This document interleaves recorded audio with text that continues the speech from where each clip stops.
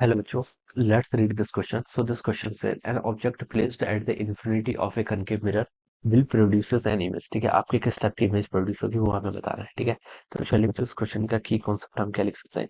The key concept of this question, इस question का की कॉन्सेप्ट ऑफ लिख सकते हैं image formation by concave mirror. क्या लिख सकते हैं? Image formation. ठीक है, क्या लिख सकते हैं? आपका image formation by concave mirror. ठीक है, कनकेव मिरर के द्वारा आपका इमेज फॉर्मेशन. ठीक है, image formation by concave mirror, this will be the key concept of the question. ठीक है, अब देखिए बच्चों, कनकेव मिरर आपकी कैसे इमेज फॉर्म करता है.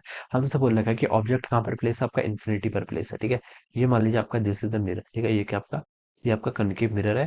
इसके कारण हमें बताना है कि आपकी इमेज कहाँ पर फॉर्म हो रही है. ठीक है, ये बच्चों आपकी क्या, this is the principal axis, ये क्या आपकी प्रिंसिपल एक्सिस है. ठीक है, ऑब्जेक्ट मान लीजिए आपका कहाँ पर रखा हुआ है, इन्फिनिटी पर रखा हुआ है. ठीक है, this is our object.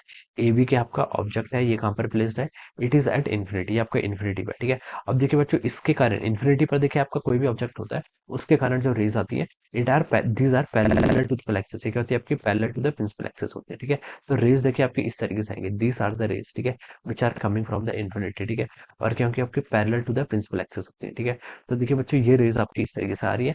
And after, ये क्या parallel to the principal axis है, तो हम बता सकते हैं कि after reflection they will pass through the, कहाँ से पास करेंगे, they will pass through the principal focus. ठीक है, ये आपके ऐसे क्या करेंगे, प्रिंसिपल फोकस से पास करेंगे. ठीक है, तो इस तरीके से आपकी जो इमेज बनेगी, इमेज कहाँ पर बनेगी, आपके प्रिंसिपल फोकस से बनेगी.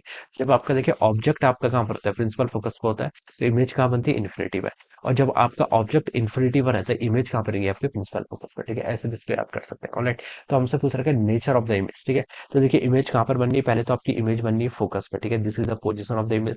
इमेज देखिए कैसे बननी है, आपकी हाईली डिमिनिश बननी है. क्या बननी है आपकी, हाईली डिमिनिश बोल सकते हैं. ठीक है, तो इमेज जो फॉर्मेशन हो रहा है वो क्या हो रहा है आपका, हाईली डिमिनिश, या फिर इसको हम पॉइंट इमेज ही बोल देते हैं. ठीक है, और क्या प्रॉपर्टी लिख सकते हैं, और देखिए आपकी इमेज की प्रॉपर्टी क्या होती है, this is real and inverted. ये कैसी इमेज बनती है आपकी, रियल एंड इन्वर्टेड इमेज बनती है. ठीक है, तो दिस आर द प्रॉपर्टीज, ये क्या होंगे, इसकी आपकी प्रॉपर्टीज होंगी. ठीक है, तो यहाँ पर लिख रखा है, देखिए ए ऑप्शन में रियल इन्वर्टेड ट्रू है, बी में हाईली डिमिनिश ये भी ट्रू है, इमेज कहाँ पर बनी है, at focus, this is also true, all of this. ठीक है, तो हम बता सकते हैं यहाँ से जो आपका मोस्ट अप्रोप्रिएट आंसर होना चाहिए वो क्या होना चाहिए, आपका option D. Option D will be the right answer of this question. Okay, तो ये इसका करेक्ट आंसर होगा.